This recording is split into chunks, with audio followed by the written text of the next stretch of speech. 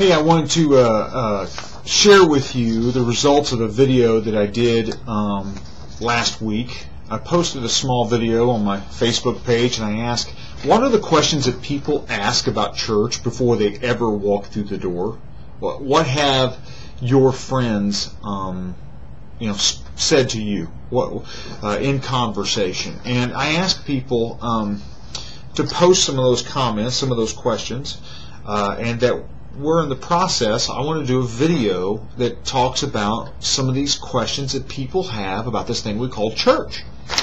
And there were a lot of good comments. I very much enjoyed reading them. I think there were some very insightful things. Let me share just a few of them with you. Just a sampling here. Okay. Number one is from a buddy of mine named Aaron. Aaron wrote, he says, I remember one failed attempt at holy living. He said, I went to church, and all I got was a handshake and a come again. And he says, but I wanted someone to be my friend. That's powerful. And so maybe challenge number one for us is, how do we help people to develop relationships and friendships, especially given our lives and the fact that many of us already have too much to do, too little time, and that honestly we're kind of satisfied with friends that we already have. So the question really is for the body of Christ, do you really have room in your life for another friend or two? Because what we're talking about, we're not talking about just shaking their hand on a Sunday and maybe sitting next to them once or twice in a pew. What we're talking about is doing life together. How do we do that with people who already say that their lives are full and they're too busy already to begin with? Okay. Number two, Jane put some great comments down, but one that kind of cracks me up. She says, you have to get up early on a weekend morning, get dressed up just to have no fun. And he goes, gee, that sounds like a great idea. She says, maybe I'm wrong, but I get that feeling from people. If we could just somehow show them that we do have fun. And I think it's, I appreciate that, because I think it's more than just fun. I put down the word enjoyment. Or I thought about putting this word, life itself. Is there any kind of life to what we have? Here's a thought for you. Next time you're watching a religious channel, okay, watch the people in the congregation, even in the, quote, mega church, all right, watch the people in the congregation to see if anybody's smiling. Just make a mental note of any time anybody's smiling. And now watch any kind of sitcom that you'll find, and you'll find all kinds of different kinds of laughter and wry smiles and this and that. You'll find life on TV, supposedly, and then you see a bunch of Christians with frowns on their faces. I think we need to show people that we enjoy life. We have to find a way to do that. Number three, Jackie says that people are scared. They're just fearful. They're scared that they'll be judged. That they'll have to change everything in their life. That it's just it's all sacrifice. It's all rules. It's all regulations. And it says that there's some people that are scared, that they've talked to people, her and Toby have talked to people because that just had bad experiences and where they felt people that were hypocritical.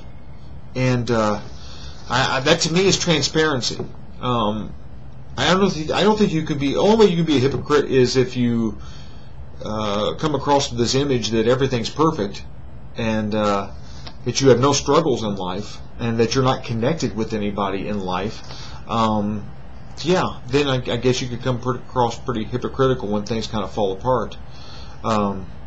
No, I just think there's an acceptance factor there. There's a connection factor there. There's a transparency factor there. We can get beyond this hypocritical thing. Number four, real fast. Number four, Doug says, this is a buddy of Gene's down at Current. Doug says, if the church says it can help me, then it better help me.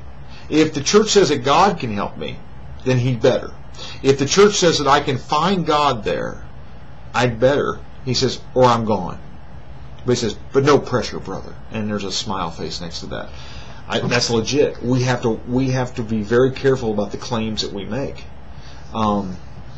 And that doesn't mean that we pull back, that we believe less in God, but it means we better be committed to what we're saying that we believe in. We better demonstrate that. And the last one is this, and this is from a guy named Donnie, also I believe out of Current. He says, I think they'll be looking to find some hypocrites. And this is interesting what Donnie has to say. He says, they will find whatever they're looking for. It's kind of a Machiavellian kind of thought. Yeah, that's probably true.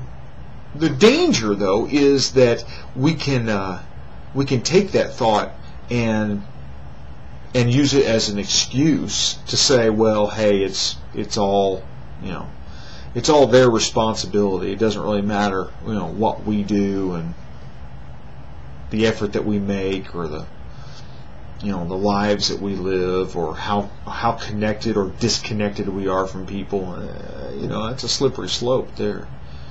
But he's right. He's right. If you want to look hard enough, you can always find something that's, you get closer and closer to the church, you're going to see the warts, and you're going to see the wrinkles, and you're going to see the blemishes. It's just not quite as pretty as you get closer to it. And that's where we ought to be just jumping up and down about the grace and mercy of God.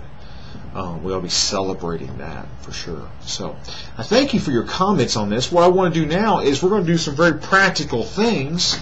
And I want to say, well, how do we build transparency in our life? How do we build this connectedness then? Okay, how do we demonstrate that we enjoy life? How do we bring more smiles to people?